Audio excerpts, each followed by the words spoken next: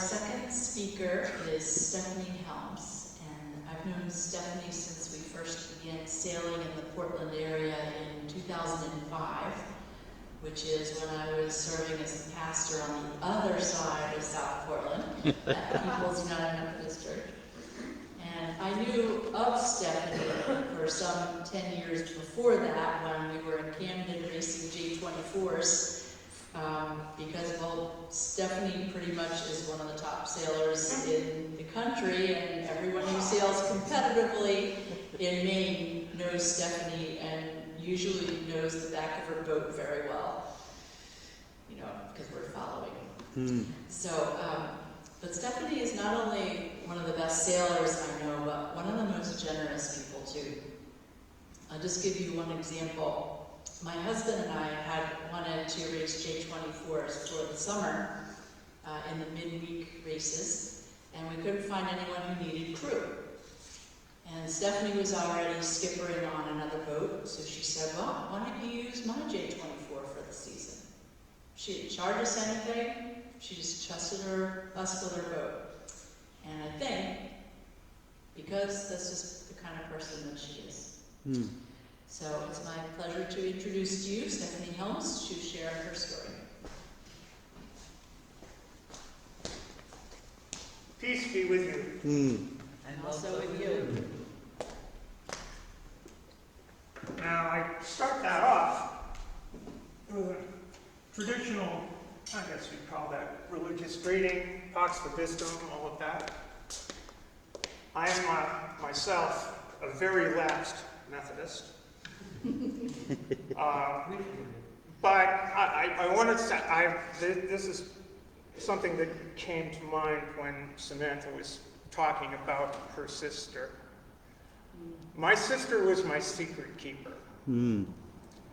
I'm a lady of a certain age, and I was born in 1953. And in about 1957, I was doing a little chore. I had an accident. I had to do some physical therapy when I was quite young. And my mom said, I was 3.5. My mom said to me, good boy. And I said to her, no, girl. So I guess you might say I came out young. And my sister was my secret keeper. And in 2002, after surgery, I opened my eyes, and there was my sister, who had traveled from Portsmouth, New Hampshire, to Anina, Wisconsin, to be by my side. And I opened my eyes, and there she was, and she said, hi, sis. And that was a good day. So you should know we are family.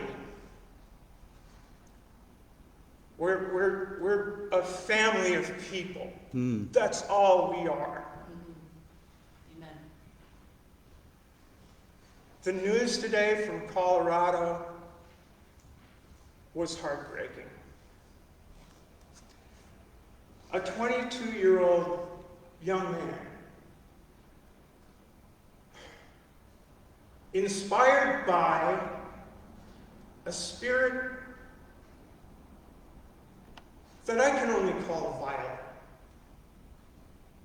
decided to pick up an AR-15, go to a place that was preparing to do what we're doing here today, remembering the people who have passed, remembering the people who have passed this year. We could also remember back to 1933, May of 1933, when another group of people decided to go into a library and pull out books from the shelves. The library was the Institute for the Study of Sexuality in Berlin. Those people were Nazis. They walked into that library, they burned the books. It was the first book burning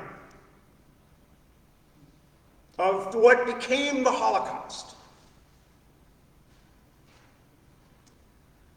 the kind of hatred, the kind of vileness that we're seeing in this country today will go very bad unless people of goodwill stand up and say no.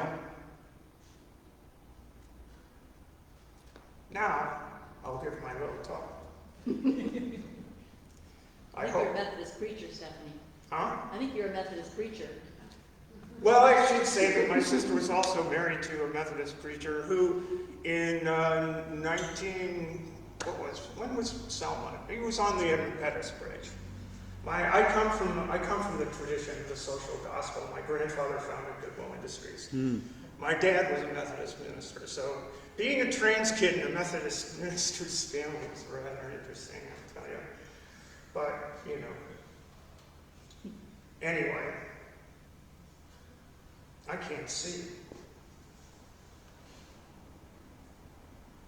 Let's see if I can make this bigger for myself.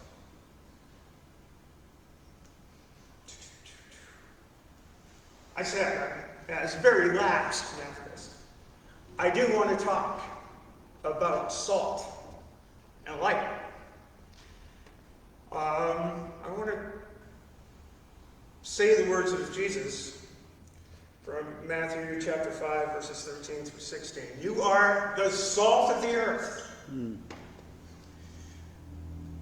But if salt loses its saltiness, how will it become salty again?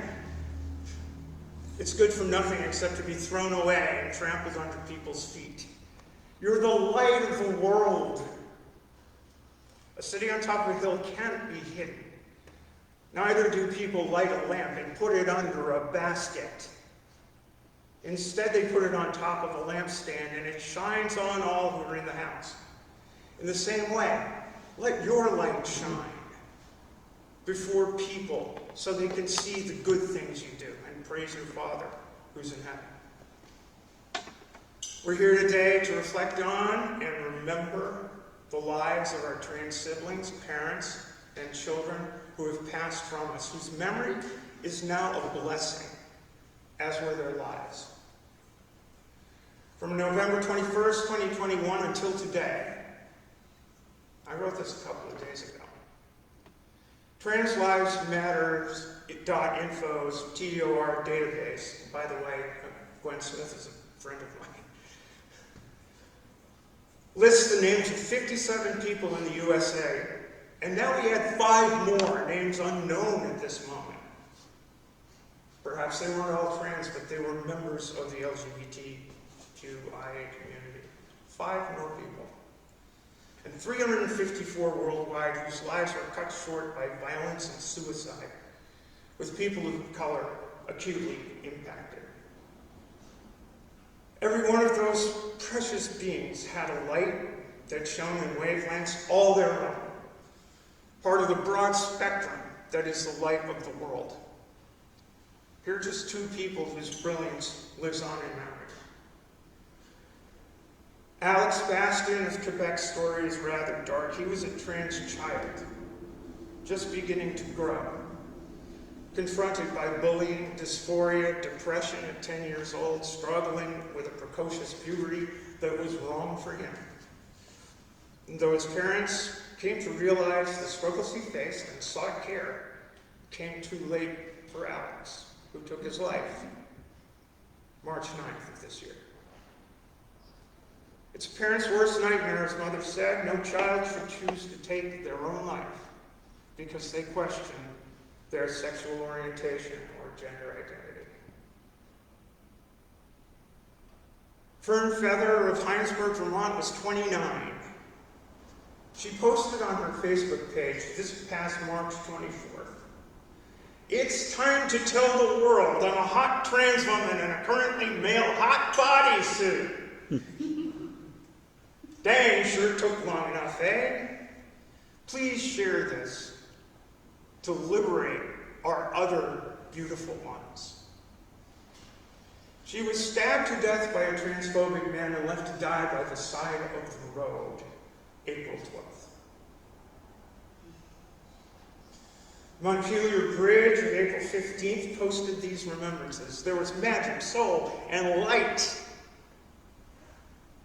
in Fern Feather's life. And I'll bet she was salty too.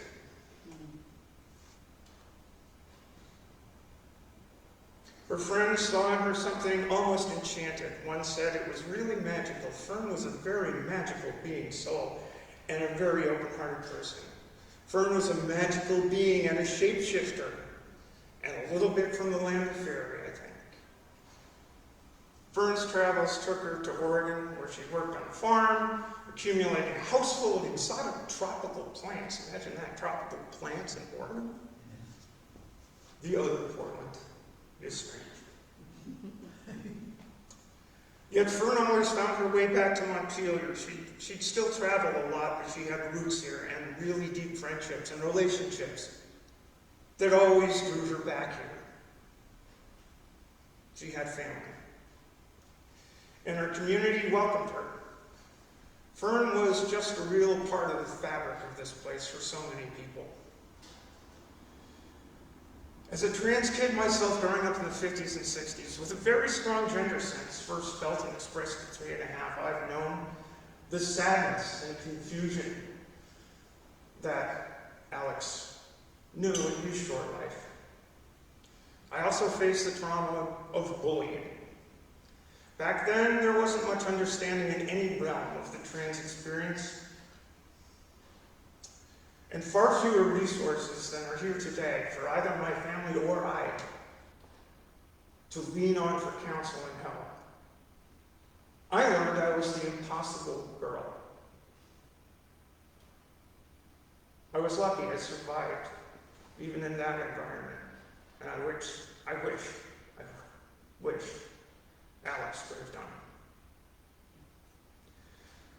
I felt too the joy Fern expressed in March, only weeks before her death, of wholeness and understanding in acknowledging a part of herself deeply hidden, but always there, in liberating her beautiful self, as I did nearly 25 years ago, in growing and understanding the impossible world was possible.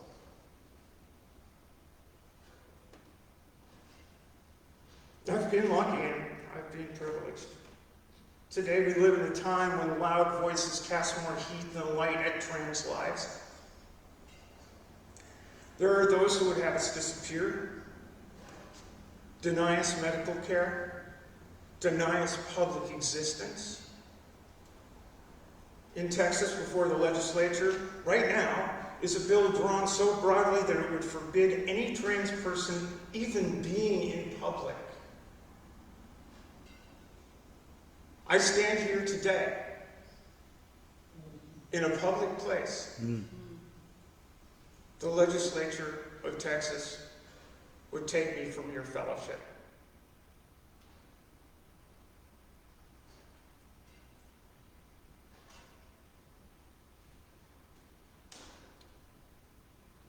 So broadly, it would forbid any trans person even being in public, forcing us into closeted, fearful lives.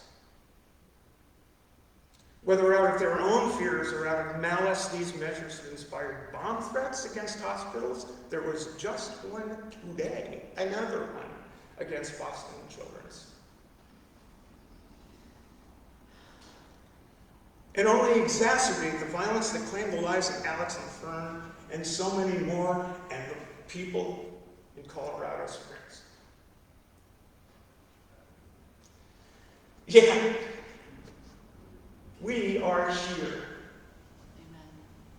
I am here. Last year, I was part of 3 championship teams in sailboat racing competition, winning the season championship in J24s, Etchels, and performance big boat sailing. That's my joy. That's my jam. That's what I do. I have joy in my life. I have joy in my life more abundant since I became me fully. When I was no longer hiding a part of myself. When I could let my light shine. Amen. when I could share the salt that hadn't lost its savor.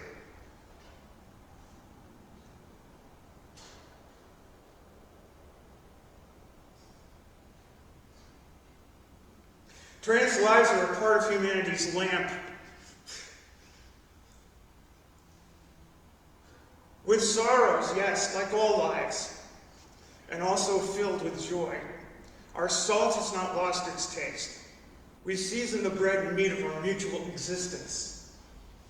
On even the most solemn of days where mourning and sorrow are present, I hope we can all remember the joy and work to increase and celebrate it, and fight to embrace the wonderful diversity of human experience, savor the salt, and let our light shine.